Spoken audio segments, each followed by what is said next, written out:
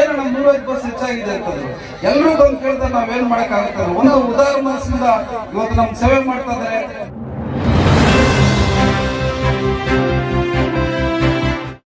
ಪ್ರಯುಕ್ತ ರಸಮಂಜರಿ ಕಾರ್ಯಕ್ರಮವನ್ನು ಆಯೋಜನೆ ಮಾಡಿದ್ದಾರೆ. ನೀವ್ಯಾರು ನಮ್ಮ ಭಾಷಣ ಕೇಳಕ್ ತಯಾರಿಲ್ಲ, ನಮಗೂ ಗೊತ್ತು. ಅದರಿಂದ ಈ ಒಂದು ಕಾರ್ಯಕ್ರಮದ ಕೇಂದ್ರ ಬಿಂದುವಾಗಿರ್ತಕ್ಕಂಥ ನಮ್ಮೆಲ್ಲರ ನೆಚ್ಚಿನ ಶಾಸಕರಾಗಿದ್ದ ಸಮೃದ್ಧಿ ಮೈನಾರ್ನವರೇ ಮತ್ತು ಎಲ್ಲ ಮುಖಂಡರೇ, ಇವತ್ತು ಇಡೀ ನಂಗ್ಲಿ ಪಂಚಾಯತಿಯ ಎಲ್ಲ ಗ್ರಾಮ ಪಂಚಾಯತಿ ಸದಸ್ಯರು ಮುಖಂಡರು ಇಲ್ಲಿದ್ದು ನಮ್ಮ ಮನೆ ಕಾರ್ಯಕ್ರಮ ರೀತಿ ನಡೆಸ್ತಾ ಇದ್ದಾರೆ.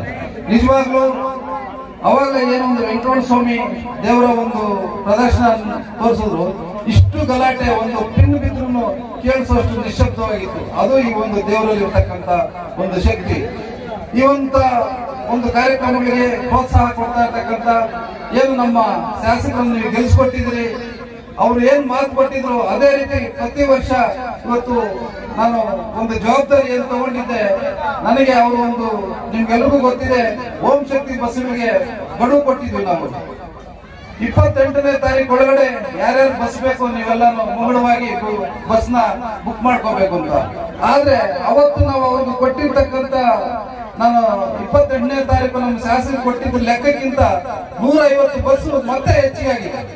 ನಾನು ಅನ್ಕೊಂಡೆ ಈ ವರ್ಷ ಸಾಕು ನನ್ ಜವಾಬ್ದಾರಿ ಬೇಡ ಅಂತ. ಯಾಕಂತಂದ್ರೆ 150 ಬಸ್ ಹೆಚ್ಚಿಗೆ ಕೊಟ್ಟಾಗ ನಾವು ಏನ್ ಇಂಡಿಯನ್ ಮುಗಿದೋಗಿದೆ, ಮುಗಿದ ಮೇಲೆ 150 ಕೊಟ್ರೆ ಎಷ್ಟು ಇದು ಮಾಡಿದ್ದಾರೆ ಅಂತ ಅವ್ರು ಎಲ್ಲಿ ನಮ್ಮ ಮೇಲೆ ಒಂದು ರೀತಿ ಬೇಜಾರು ಮಾಡ್ಕೊಳ್ತಾರೆ. ಆದ್ರೆ ಒಂದೇ ಒಂದು ಮಾತುಗಳಿಲ್ಲ, ಏನೋ ನಮ್ 150 ಬಸ್ ಹೆಚ್ಚಾಗಿದೆ ಅಂತಂದ್ರು ಎಲ್ಲರೂ ಬಂದು ಕೇಳ್ತಾರೆ ನಾವೇನ್ ಮಾಡಕ್ಕಾಗುತ್ತೆ. ಒಂದು ಮಾತು ಮಾತಾಡಲಿಲ್ಲ.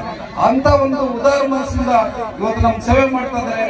ಆ ಆಂಜನೇಯ ಸ್ವಾಮಿ ಅವ್ರಿಗೆ ಇನ್ನೂ ಒಂದು ಹೆಚ್ಚಿನ ಶಕ್ತಿ ಕೊಡ್ಲಿ ಈ ರೀತಿ ಸೇವೆ ಮಾಡಕ್ಕಂತ ಹೇಳ್ತಾ ಈ ಸಂದರ್ಭದಲ್ಲಿ ನಿಮ್ಮೆಲ್ಲರಿಗೂ ಶುಭಾಶಯ ತಿಳಿಸ ನಾನು ಮಾತು ಮುಗಿಸ್ತಾ ಇದ್ದೀನಿ. ಜೈ ಹಿಂದ್, ಜೈ ಕರ್ನಾಟಕ.